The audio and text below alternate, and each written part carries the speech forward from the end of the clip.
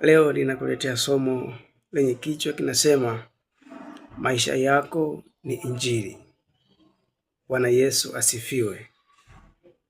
Watu wengi huwa wanajifunza ama wanahubiriwa kupitia maisha ya watu wengine, ama kupitia vile anavyotazama jambo fulani, ama kupitia vile anavyoona akitazama huku na kule.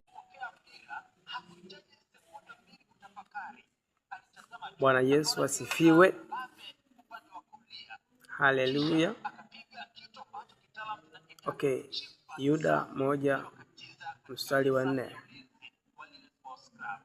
Kuna watu ambao wamejiingiza kanisani, lakini wao walikwisha kuandikiwa hukumu yao tangu zamani.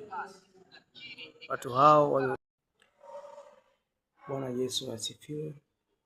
Wapendwa katika Bwana, Mungu ametupa neema ya kuamka salama na kuiona siku hii ya leo. Ni neema tu, kwa sababu wako wengi waliotamani lakini haikuwa rahisi kwao, ila sisi Mungu ametupa hii neema ya kuiona siku ya leo. Okay, tunapoamka na kuendelea na majukumu mengine, ratiba nyingine. Bwana Yesu asifiwe. Nilikupa somo la kwamba namna ya kutambua watu sahihi katika huduma ama maisha yako. Nikawa nimekomea sababu za kuhitaji watu sahihi, lakini sasa hivi ninakuletea namna ya kutambua watu sahihi katika huduma ulio nayo. Watu sahihi ni watu wenye kubeba maono.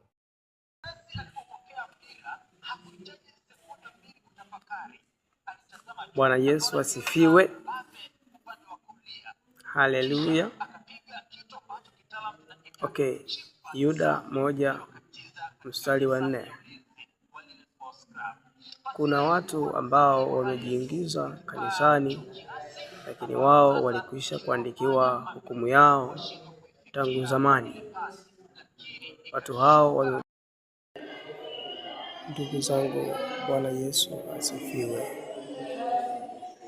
Katika maisha ya kutumikia Mungu na kutafuta uso wa Mungu, yako katika nyakati mbalimbali ambazo nyingine huwa ni zenye furaha na nyingine huwa ni zenye huzuni, lakini